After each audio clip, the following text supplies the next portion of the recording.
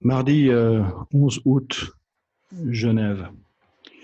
En arrière-plan, une image de ce fameux film 1984 de l'œuvre de George Orwell.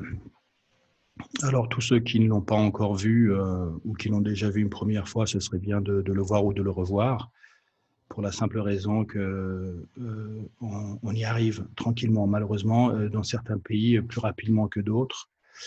Regardons un petit peu ce qui se passe en Australie, où non seulement ils ont un couvre-feu de 8 heures le soir jusqu'à 5 ou 6 heures du matin, mais en plus maintenant la police s'est donné le pouvoir de venir chez vous, donc sans mandat, pour vérifier que vous respectez bien donc les guidelines, les directives donc autour de ce pseudo-virus, de cette pseudo-pandémie. Pourquoi je me permets de dire encore que c'est un pseudo-virus, pseudo-pandémie? Parce que l'Australie a une population de 25,6 millions d'habitants.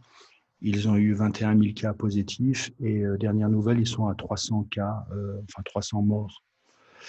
Donc, ce n'est pas une pandémie, de loin pas. On n'est pas dans la définition, ni même d'une épidémie, en tous les cas, dans leur cas. Et pandémie, donc, si on applique le même raisonnement à tous les autres pays du monde, on n'est pas du tout dans le cadre d'une pandémie. Alors, peu importe ce que dit l'OMS, les chiffres aujourd'hui sont là et puis ne confirment pas la thèse qui est défendue par les gouvernements. Donc, si on ne veut pas arriver à un monde orwellien, il va falloir qu'on bouge. On a eu de très grosses manifestations dernièrement, à la fois à Berlin, en Angleterre, mais également à Montréal. Donc, ça, c'est les places que j'ai observées. Beaucoup de gens, alors selon les autorités, quelques milliers de personnes, mais en réalité, je crois que dans le cas de Berlin, on était proche du million. À Londres, je n'ai pas les derniers chiffres. À Montréal, c'était peut-être un petit peu moins fort. Mais il faut qu'on manifeste notre mécontentement et notre désaccord. Parce que, dites-moi, ce que on voit dans l'image de l'arrière-plan en relation, par exemple, avec cette image. Quel effet ça fait? En tous les cas, moi, la première réaction que j'ai, c'est tout d'abord, ce n'est pas naturel. Deuxièmement, on voit bien qu'il s'agit d'une intervention humaine. Ça veut dire que c'est l'homme qui interprète une situation et apporte donc des solutions, je dirais, ponctuelles par rapport à une situation qu'il a exagérée. Ce n'est pas normal de porter une muselière, c'est contre-indiqué. Nous avons énormément d'informations qui existent aujourd'hui. Beaucoup de gens et beaucoup de spécialistes donc, ont parlé, mais nos autorités continuent à retenir la petite minorité d'études ou d'expertise qui soutient en fait leur thèse et ignore totalement donc tout ce qui s'est dit et écrit donc en parallèle. Donc pour eux, c'est des opinions divergentes, c'est des théories du complot, etc., etc. Et bien entendu, les médias ne parleront jamais du mécontentement de la population, des manifestations. Moi, j'ai pas vu dans les réseaux officiels quoi que ce soit à ce sujet.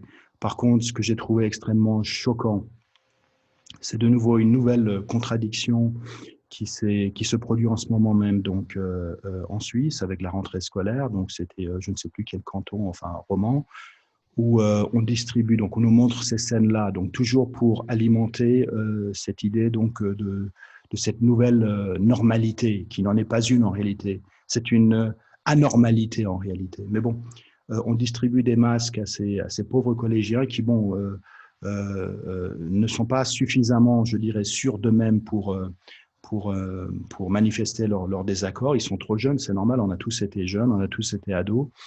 Donc, on leur dit sans aucune retenue que dans les couloirs, il faut porter le masque, mais une fois en classe, soi-disant parce que la distance est respectée, vous pouvez l'enlever. Et il nous montre cette scène à la télévision sans penser une demi-seconde à la contradiction qui existe dans ce discours.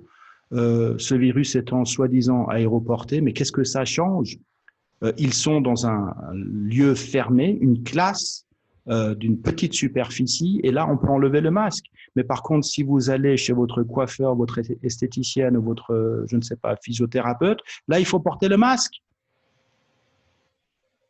Eh, Mauro, Poggia, est-ce que toi, tu portes le masque toute la journée dans ton beau bureau de la vieille ville avec tes collaborateurs? Franchement, moi, personnellement, j'en doute. Alors, je vais peut-être rendre une petite visite, justement, dans les locaux de la vieille ville, du gouvernement. Est-ce que vous portez votre masque toute la journée? Vous êtes dans des lieux fermés, dans des bureaux avec d'autres collaborateurs. Alors, j'aimerais bien voir si à plus 33 degrés, vous portez votre masque toute la journée, 8 heures par jour. Ça m'étonnerait beaucoup. Bon, en attendant, on observe des signes importants d'impatience dans cette cabale. Un artiste du nom de Steven Salzberg, on verra tout à l'heure qui c'est, de nouveau dans Forbes, donc magazine donc peu recommandable, hein, parce que trop lié à l'establishment. Nous devrions considérer la vaccination tout de suite. Quoi? Tout de suite?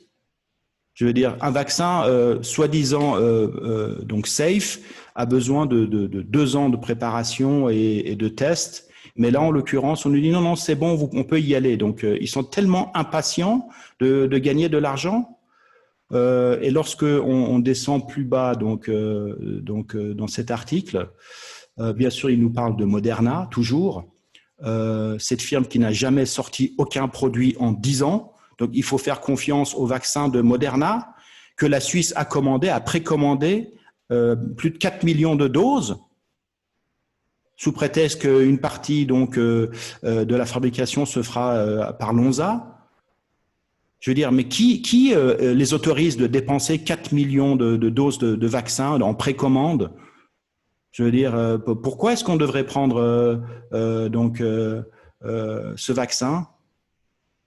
Bref, plus bas, lorsqu'on y arrive, avec toutes ces pubs qui ralentissent passablement ma machine, c'est une vieille machine, vous l'aurez compris, on arrive sur le pédigré donc, de M. Salzberg.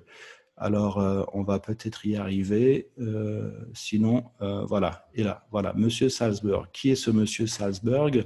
C'est un professeur en biomécanique, computer science, biostatistics ou à Johns Hopkins University. C'est la centrale de désinformation des statistiques du coronavirus. Donc, ce monsieur participe directement à la désinformation concernant les statistiques du coronavirus et c'est lui, l'expert, qui va nous dire qu'on peut déjà se faire vacciner, il n'y a pas de problème, il n'y a pas de danger. Vous êtes à tel point impatient de gagner de l'argent? Alors, disons juste une chose, pour tous ceux qui veulent creuser la chose, Big Pharma est au centre de cette cabale. Ils ont utilisé donc le même schéma de virus, d'épidémie, pandémie depuis des années. Tous ceux qui ont plus de 20 ans se souviendront en fait d'autres pseudo-pandémies qu'ils ont inventées de toutes pièces. Mais ça ne date pas que des dernières années. Ça a vraiment commencé dans les années, je dirais, fin du 19e, début du 20e siècle. On a systématiquement créé donc des paniques au niveau de la population pour les forcer à prendre les médicaments qui sont produits par ces mêmes gens. Hein. Problem, reaction, solution. On crée le problème. On demande en fait à la population de réagir par rapport à ce problème et on offre la solution au problème. Ça, c'est de la conspiration. Donc, mais les gens comme moi et tous ceux qui ont manifesté à Londres et à Berlin et à Montréal, nous ne sommes pas des conspirateurs. Nous, en fait, on parle de faits. D'accord? Et ces faits-là, aujourd'hui, sont incontestables et le seront de plus en plus, et nous vaincrons, j'en suis persuadé. Mais il faut continuer à résister, tout simplement, à la Covid aussi, qui nous est imposée jour après jour, et ça ne s'arrête malheureusement pas.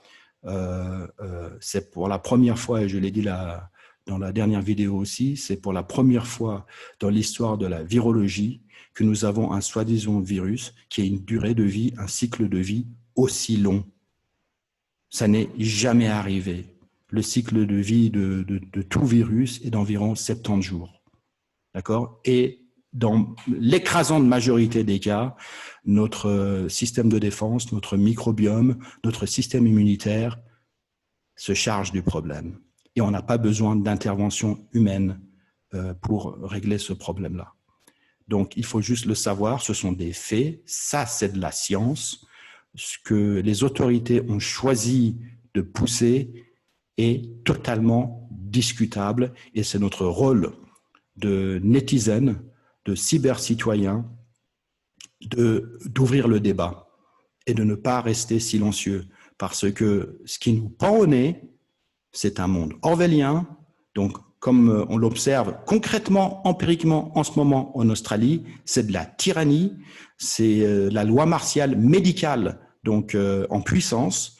Et ce qui va suivre, c'est certainement une vaccination obligatoire de la population. Alors, si on ne veut pas que ça s'empire, il faut réagir maintenant.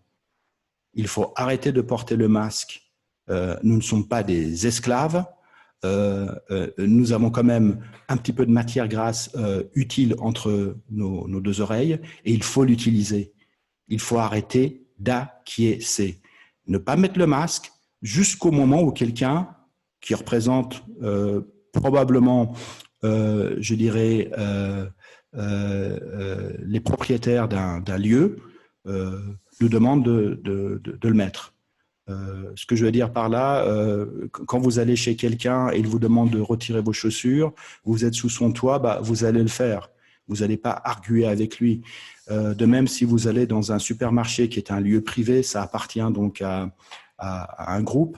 Si à l'intérieur, ils ont décidé que vous deviez porter le masque, bah, dans ce cas-là, quelqu'un qui représente justement les propriétaires vient vous dire, écoutez, monsieur, si vous voulez continuer vos courses, vous devez mettre un masque. OK, vous le mettez. Mais s'il n'y a personne qui vous le demande spécifiquement, il ne faut pas le faire. Moi, je ne le fais pas. J'attends qu'on vienne vers moi pour nous demander de le faire. Alors, je l'ai dans ma poche, oui. Je ne cherche pas la confrontation. Mais j'attends qu'on me demande de le faire. J'ai été faire mes courses hier à Lidl de Plainpalais. Je suis rentré sans masque. J'ai fait la queue à la caisse. Je suis parti avec mes courses. Personne ne m'a rien dit. Alors, ce jour-là, il n'y avait pas de vigile. Donc, c'est peut-être ça la raison. Mais si on est de plus en plus nombreux à le faire, si par exemple, on est un groupe de 2, 3, 4, 5, 10 personnes qui rentront dans un supermarché, et généralement, il y a un vigile, qu'est-ce qu'il va faire? Appeler la police? Je ne crois pas. Nous avons donc un avantage principal, c'est le nombre. Et avec le nombre, on peut tout faire. On est plus nombreux, et il suffit que simplement on manifeste notre désaccord pacifiquement, et ils ne pourront rien contre nous. Rappelons-nous les manifestations autour du cas de George Floyd. Alors, je ne vais pas m'étaler sur ce cas-là, mais effectivement, beaucoup de gens ont été scandalisés par ce qui est arrivé, donc ils ont manifesté en masse, hein, comme on dit, et là, on a vu que la police n'est pas intervenue. La police, dans beaucoup de cas, a mis un genou à terre. D'accord? Il suffit qu'on fasse la même chose pour défendre nos libertés individuelles sacrées. Ayons le courage de les défendre, soyons nombreux à le faire. C'est tout ce qu'on peut faire à ce stade-là. Manifester notre droit, nous sommes le 99%. D'accord? Et on s'en fout du 1% du 1%. D'accord? Et cet article dans le Forbes montre bien qu'ils veulent absolument pousser l'agenda du 1%, et ils sont maintenant de plus en plus pressés parce qu'ils se rendent compte d'une seule chose, c'est qu'on se réveille. Et des petites vidéos amateurs comme la mienne, il y en a énormément maintenant qui circulent sur le net. Des gens qui se sentent obligés de participer à ce mouvement de résistance.